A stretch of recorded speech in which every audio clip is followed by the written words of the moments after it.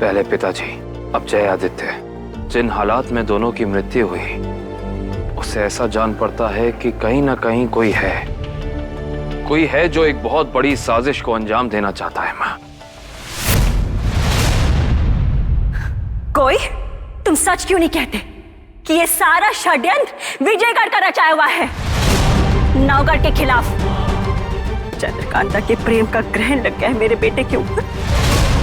तुम्हें इतनी सी बात समझ में नहीं आ रही कि खून का बदला खून होता है, और सवाल जिस जबान में किया जाए, जवाब उसी जबान में देना मुनासिब होता है।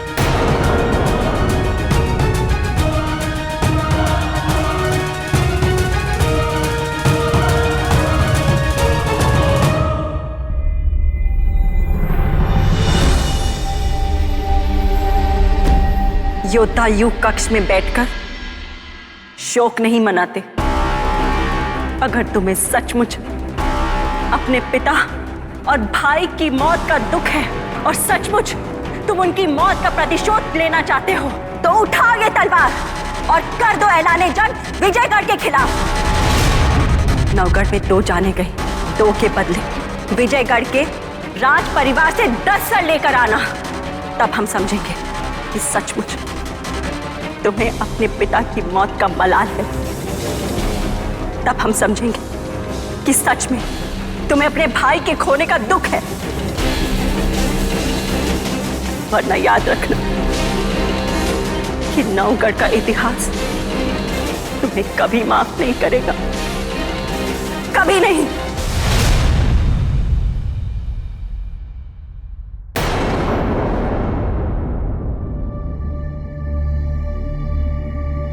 माफ तो हम भी नहीं करते माँ। अगर ये सच होता, पर हमें लगता है कि ये सब कुछ एक बहुत बड़े षड्यंत्र का हिस्सा है। आप खुद ही सोचिए, जय आदित्य हमारे महल में घुसकर हमारी माँ पर हमला क्यों करेगा? हमारा अनुमान ये कहता है कि ये सब कुछ एक मायावी शक्ति द्वारा हो रहा है, जो एक इंसान के इशारे पर काम करती है, और वो इंसान है क्रूर सिंह। क्रूर सिंह वो तो महज एक मोहरा है। वो अपने महामंत्री होने के कर्तव्य को पूरा कर रहा है। लेकिन हमें अफसोस इस बात का है कि नवगढ़ का युवराज, हमारा अपना पुत्र, अपने कर्तव्य से मुंह मोड़कर खड़ा है।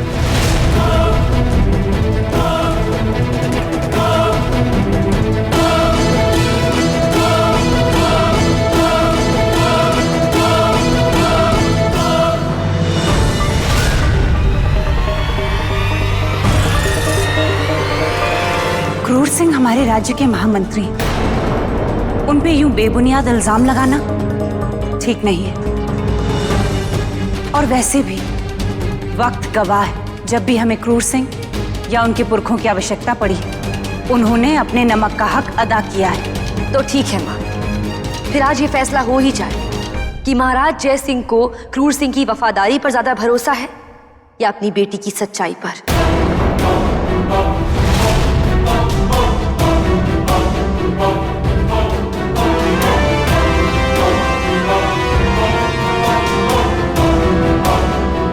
वल्लाह, ये तो आज हमारे हुजूर का बेड़ा गर्क करके ही रहेगी। चंद्रकांता, वक्त की नजाकत को समझो। भावनाएं उफान पर हैं। महाराज जय सिंह बहुत गुस्से में हैं इस वक्त। कहीं उनसे बात करने से बात बिगड़ न जाए। ऐसा करते हैं, हम उनसे बात करते हैं।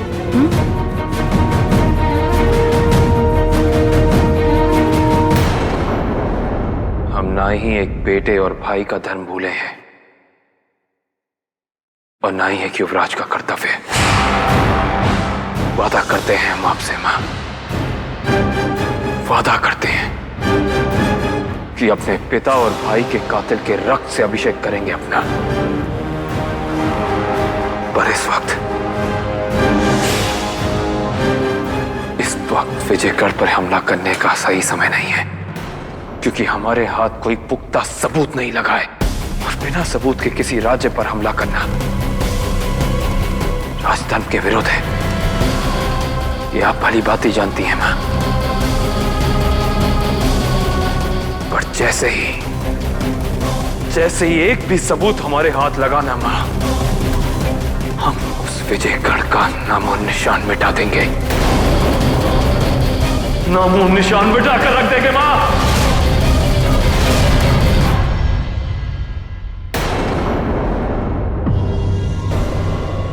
कब समझेगी ये लड़की कि नौगढ़ के साथ हमारा कोई रिश्ता नहीं हो सकता, कभी भी नहीं हो सकता। महाराज, वक्त के मरहम से चाहे सारे ही जख्म भर जाएं, लेकिन महाराज, आपकी सेहत तो इस औषधि से ही सुधर सकती है, जिसे लेना आप हमेशा भूल जाते हैं। आप यहाँ आइए और ये लीजिए, ये औषधि ग्रहण कीजिए। देखना हुजूर इस औषधि का कमाल।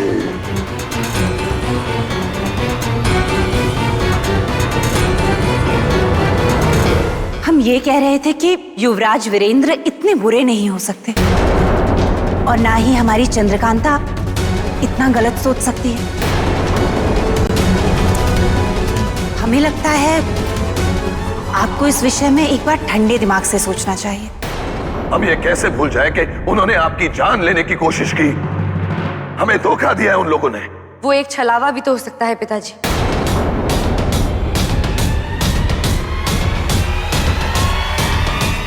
जैसे हमारे साथ छल हुआ, और हम जानते हैं इसके पीछे किसका हाथ है।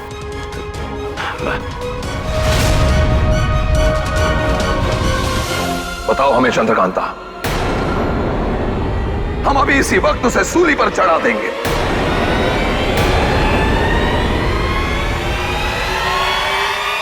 आपके वफादार क्रूर सिंह। ये गंदी चाल इनकी है पिताजी। इनके इशारे पर महाराज सुरेंद्र सिंह की हत्या की गई, और वो इल्जाम हमारे सर डाल दिया, ताकि दोनों राज्यों के बीच गलतफहमी पैदा हो जाए। और जब इन्हें लगा कि इनके मंसूबे कामयाब नहीं हो रहे, तो इन्होंने एक नई चाल को अंजाम दिया। जय आदित्य पर मां की हत्या की कोशिश का आरोप लगाकर उसे जान से मार दी। इन्हें इस सब के लिए मृत्यु दंड मिलना चाहिए पिताजी। बस चंद्रकांता, बस। हम क्रूर सिंह के खिलाफ एक शब्द भी नहीं सुनेंगे। नाज़िम, ये एक अद्भुत औषधि है। जाओ इसे महाराज को पिला दो, फिर देखना जो हम कहेंगे वो वही बोलेंगे और करेंगे।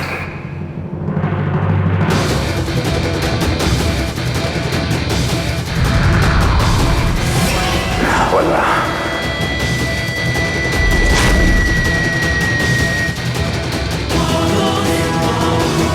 पिताजी, आपको हमसे ज्यादा क्रूर सिंह पर भरोसा है। अगर आपको यही मानना है तो आप यही मानिए चंद्रकांता, क्योंकि इस वक्त आपकी आंखों के सामने प्रेम का पर्दा है और आप अंधी हो गई हैं। क्रूर सिंह की वफादारी में दूरदृष्टि है। आज अगर आपकी मां जिंदा है तो वो क्रूर सिंह की वजह से, और आज अगर विजयगढ़ में सब कुछ सही सलामत है सिर्फ क्रूर सिंह की सूझबूझ की वजह से। पिताजी, आप कैसे भूल सकते हैं? मां को मारीच की कैद से वीरेंद्र लेकर आया था। हमारी जान बचाने के लिए उसने कितनी बार अपनी जान दांव पर लगाई। महाराज, हमें लगता है चंद्रकांता बिल्कुल सही कह रही है। आप बीच में कुछ ना बोले महारानी। और एक और बात, चंद्रकांता को आज से कोई शय नहीं देगा। और चंद्रकांता, तुम आज के बाद वीरेंद्र से कभी नहीं मिल सकती, और इसे हमारा आदेश ही नहीं, हमारी चेतावनी समझिए।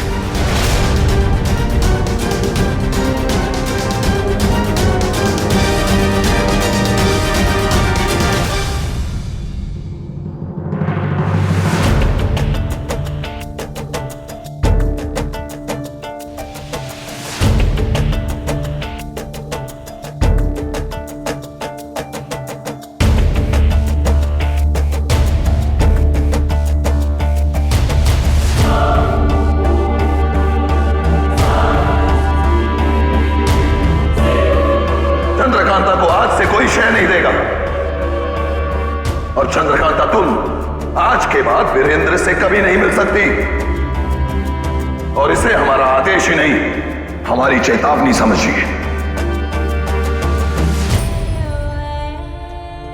हमें अफसोस इस बात का है कि नवगढ़ का युवराज, हमारा अपना पुत्र, अपने कर्तव्य से मुंह मोड़कर खड़ा है।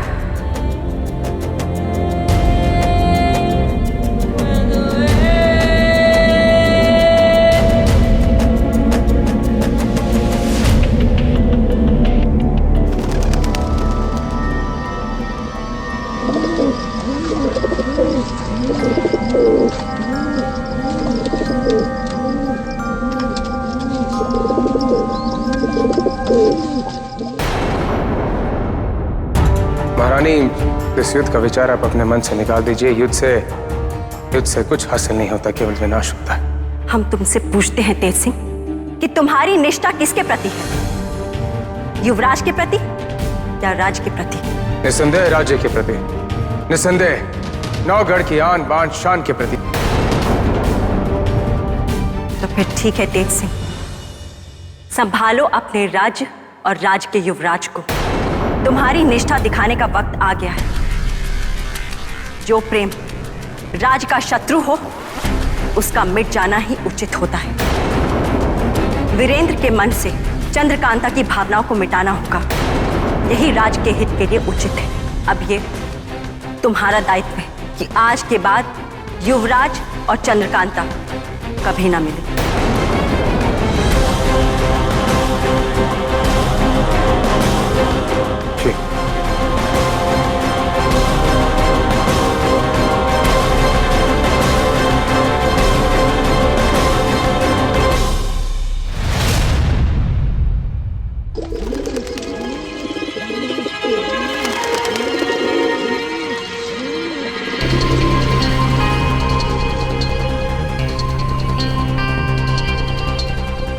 ये किसका संदेश लेके आया है?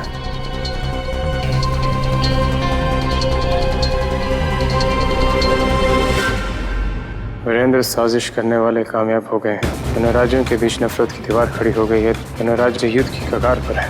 हमारे प्रेम पर भी पहरा लगा दिया गया है और पहरेदार है क्रूर से। हमें आना होगा वीरेंद्र। हमारी चंद्रकांता को तुम्हारी जरूरत है। हम इंतजार करेंगे, तुम्हारी चंद्रकांता।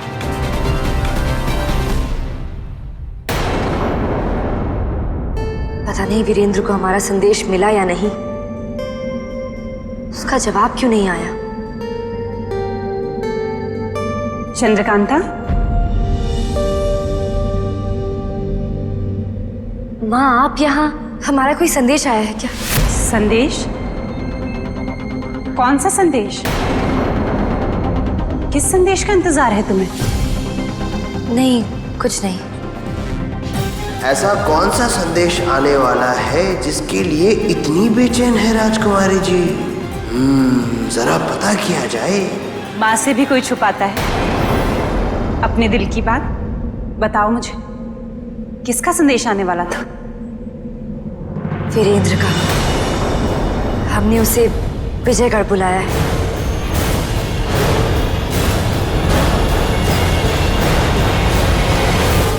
अच्छा, तो राजकुमारी ने अपने आशिक वीरेंद्र को संदेश भेजकर यहाँ आने का निमंत्रण दिया है। बहुत खूब। वीरेंद्र सिंह यहां तक आएगा तो सही, लेकिन यहां से वापस लौटकर नहीं जा पाएगा।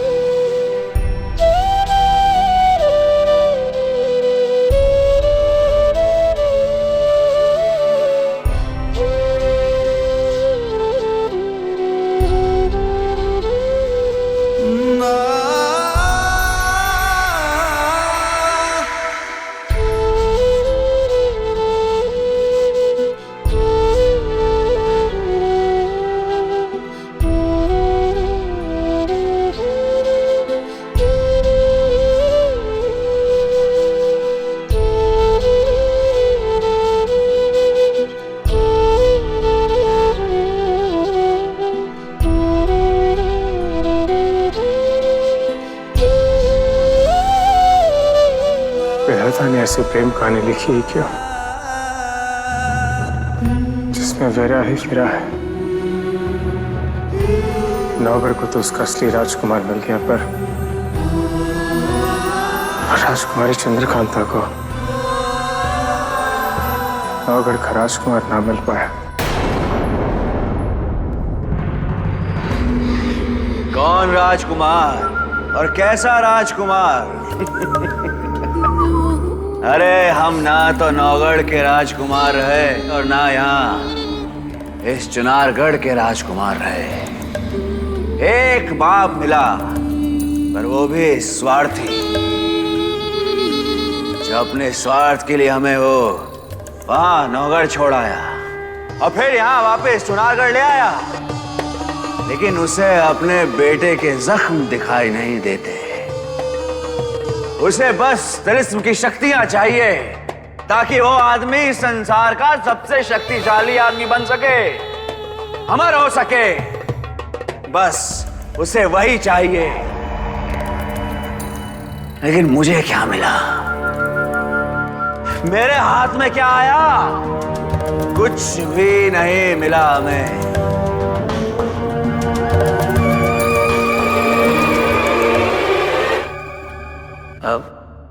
छोटे मुंह बड़ी बात जी युवराज, लेकिन अगर दिमाग लगाया जाए तो इस तिलिस्म की सारी शक्तियां, ये अमृत आपको क्यों नहीं मिल सकता?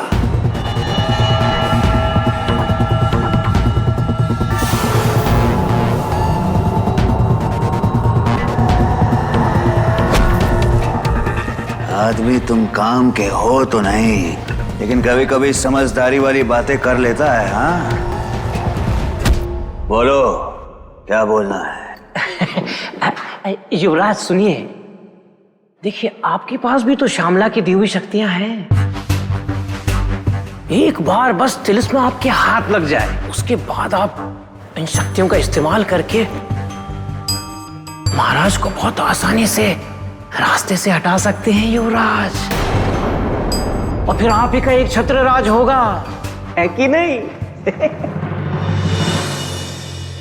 बात तो तूने सही कही है। इतनी लंबी सोच मैंने क्यों नहीं सोची? लेकिन समस्या ये है कि आवेश में आकर मैंने उस श्यामला को ही मार डाला। अब बस कुछ ही समय की मेहमान है, उसकी शक्तियां बस खत्म होने वाली हैं। उसकी शक्तियां आप उसकी चिंता छोड़ दीजिए युवराज। अगर आपके अंदर श्यामला का जरा सा भी विष बाकी है, 24 पहर के अंदर आप उसे पुनर्जीवित कर सकते हैं युवराज। हाँ। अरे वाह, ये बात मेरे दिमाग में क्यों नहीं आई?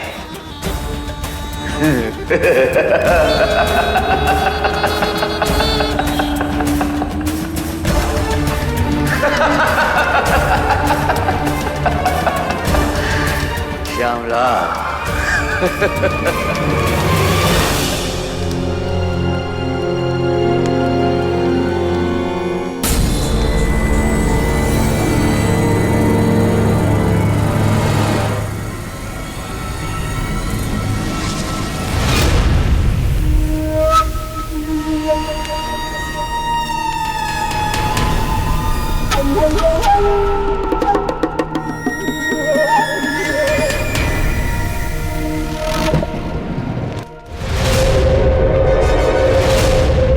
युवराज हमारे पास बस 3 प्रहर का वक्त बचा है। हमें जल्द से जल्द श्यामला की अस्थियों को लेकर नीलकंठी जंगल में स्थित विषारी देवी के मंदिर में जाना होगा, और वहीं इसमें दोबारा प्राण फूके जा सकते हैं। पर युवराज, हमें एक बात का ध्यान रखना पड़ेगा। सुबह की पहली किरण से पहले श्यामला के विष को किसी तरह आपको अपने शरीर में समाहित रखना, याद रखिएगा युवराज।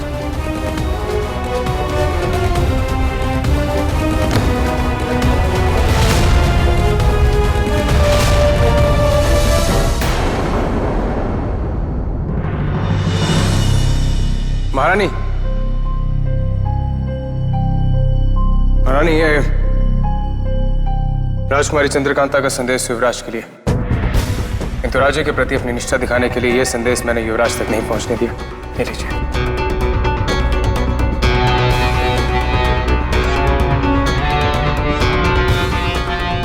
शाबाश तेजी, हमें तुम्हारी वफादारी पर नाज है।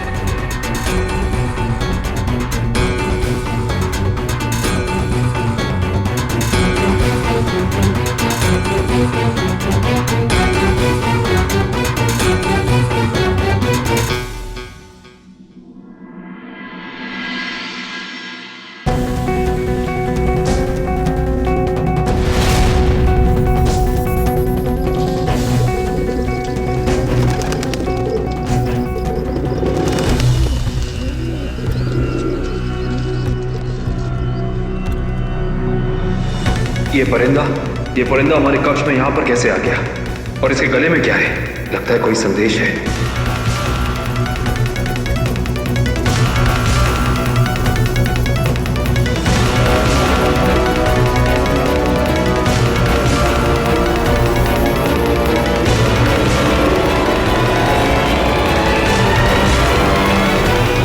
हमारी चंद्रकांता क्रूर सिंह की साजिश का शिकार हो गई है। ऐसा हम नहीं होने देंगे। हम आएंगे राजकुमारी, आएंगे हम।